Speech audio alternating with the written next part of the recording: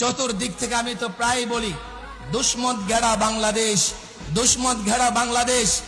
যারা লড়াই করতেছে, ক্ষমতা কেন্দ্রিক মারামারি করতেছে, তোমরা মনে করতে পারো তারা দেশটাকে হেফাজত করবে?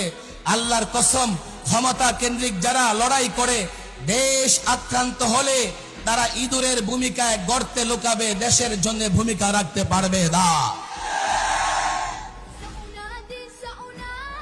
আমি আলেমদের বলবো, এ উম্মার ভেতরে আজও সাহসী সন্তান লুকিয়ে আছে, এ উম্মার ভেতরে আজও জীবন কুরবানি দেবার মতো সাহসী সন্তান লুকিয়ে আছে, এ উম্মার ভেতরে আজও খালিদ বিন ওয়ালিদরা লুকায়িত আছে। সমস্ত বাধা ভেঙে, সমস্ত প্রতিবন্ধকতা ভেঙে ওই সাহসী ত্যাগী আলেম যুবকদের সুযোগ করে দাও, তারা রাষ্ট্র চালাবে, তারাই পুরা গোটা কুফফার দুনিয়ার চোখে চোখ রেখে লড়াইয়ের ময়দানে অবতীর্ণ হবে। আল্লাহর কসম, 313 জন কাফের দুনিয়াকে ধ্বংস করে দিয়েছে।